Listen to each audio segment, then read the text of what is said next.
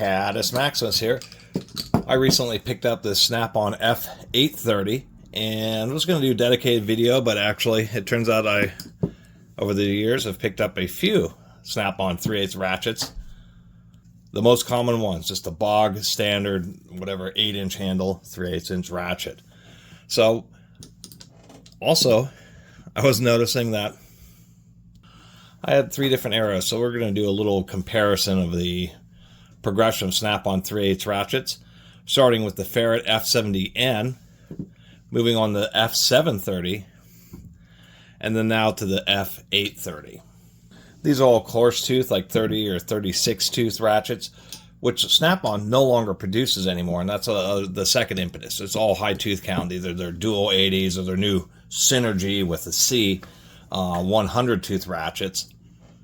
I thought we were over the ratchet tooth wars, but Snap-on, I guess, has just decided that they haven't had their fill yet.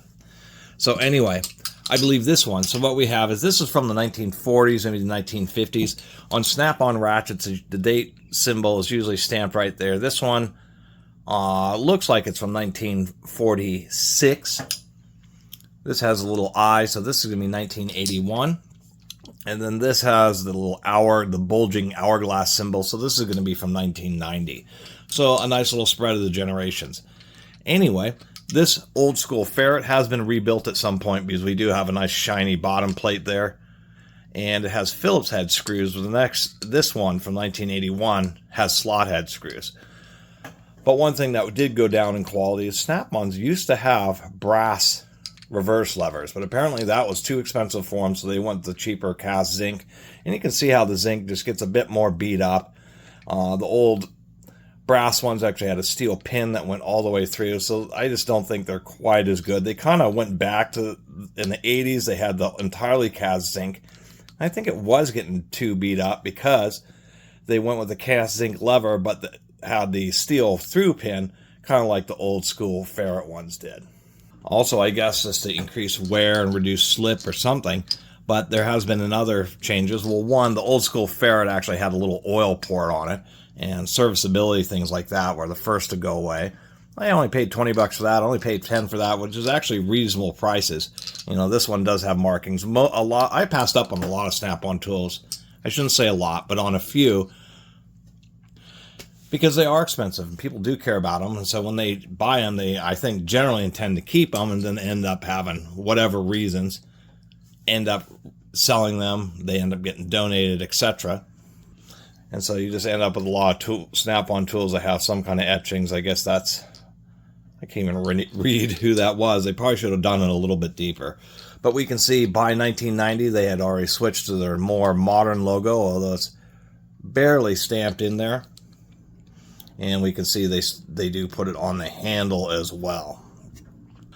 Other than that, the other things, what I was getting at here, is we can see how by the newer 1991, they got taller. I mean, it seems to be that they were ultimately decided that they needed just a little bit more meat, a little bit more strength there versus the older school ones.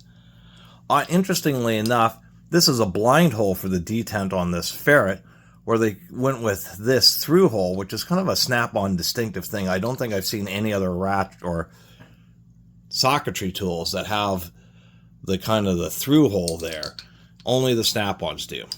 So the other thing is, like this older school one, reasonably strong detent. It doesn't have, Snap-on ratchets, at least these classic ones, did not have the lowest amount of back drag, but I consider that to be normal and average. This one, I don't know if the spring is damaged or if they actually tried making it lighter weight, but this one from 1981 has the lowest amount of back drag.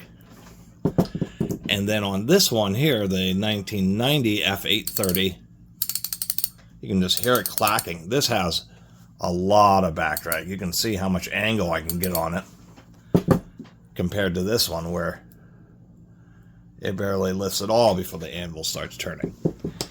Other than that, they did modernize the fastener, so now it uses Torx to hold together the bottom plate instead of Phillips or slot head. I guess we should talk about Snap-on's detents. The Ferret, pretty strong, not ridiculous, but I would consider it average strength. The 1981 is where they kind of really got into the stronger ones. This one's also not bad, but it is definitely stiffer than that. And then by 1990, I'd say it's about the same. I've certainly run into plenty of snap-on ratchets where it's just super, super difficult. They just have super strong springs in there. And by the way, these, they had a through anvil where it was just kind of supported like this on the old school. And then they had a cap. The reason they had the cap is so it was easy to use the same ratchet body and either put a quick release in it, or they just had this cap so that you could have a solid anvil. And then they stopped doing that, where they had custom ratchet bodies, a set for the quick release, and then a set for a style for the quick release and a style for the sealed head. Anyway, I figure we take a look inside. So on the newest one, they actually do have a lower support. It just doesn't go all the way through, so it's more sealed, I should say. Also, I was incorrect. The ferret is like a 20 tooth, where these are 36 tooths, the 1981 and the 1990 version. And hopefully I don't dump all these out. But otherwise, they went from this single tooth, kind of more basic pawl design. When they went to with finer teeth, or more teeth, they also added a second engagement tooth for what I think they call the batwing style pawl. And that's how it remained until they replaced it with their fine tooth ratchets. So not much progression. Really, they just gave it a new ratchet handle and a new logo just to kind of seem like they were coming out with new stuff, when really, just like power tools, once you design something, unless it's broke, they don't fix it, and they'll just continue to use the very same design with just subtle differences, such as the blind plate there and a new logo design. So that's just a little comparison. So really, I mean, I think that the materials will be a little bit stronger, a little bit more refined on the newer ratchet. I'm pretty sure that this 1990 would, handle more torque than the old school ferret.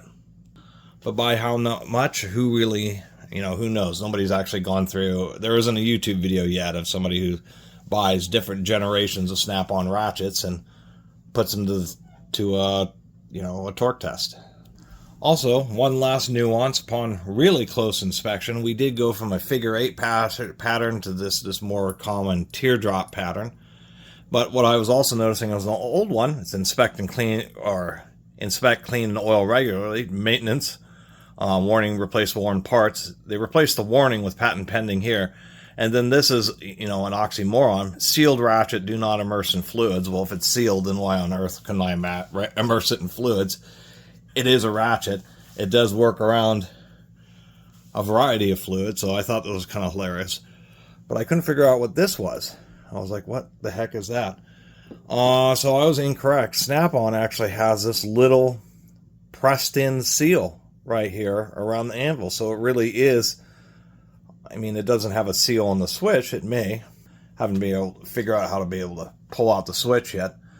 But they actually do have like a little automotive style pressed in seal. This thing is super thin, maybe a 1/16 of an inch thick, and I think that's kind of interesting. They actually have a little pressed in. I don't know why they wouldn't just do, modern ratchets, they do a little a groove around the anvil and they stuff an O-ring in there.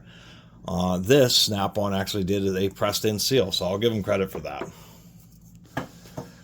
So that's my little addition to the Snap-on videos, is the progression of Snap-on ratchets, at least from through the 40s and 50s, 60s, through the 40s on through the 90s, until they replaced everything with their fine tooth ratchets. And it's kind of a shame that they don't have these coarser tooth, because these 36 tooths that's not that coarse. It's just fine, really. And they should have kept them as a more of a budget brand, or as just a slightly more budget option. Not Blue Point, but Snap-on ratchets, just a more classic coarse tooth, rather than just forcing everybody to spend the extra money on fine tooth ratchets. Some people may just have an affinity to that. And I sure wish they still had the oil ports and the little brass levers. It is Snap-on. It is supposedly one of the world's best tool companies. So why they didn't keep trying to remain the best is beyond me. And the back drag was always nice and reasonable for all throughout these years. And then they hit the 90s, and I don't know what was going on. People were breaking them or something. But I mean, the back drag, this newer 1991 has more back drag than these other two ratchets combined. It's kind of ridiculous, to tell you the truth. It's one of the, just of any brand ratchet, it's one of the stiffest. Anyway, I just put some oil in these, so these are nice and running about as smooth as they can get. Anyway, really appreciate you all watching. See you next time.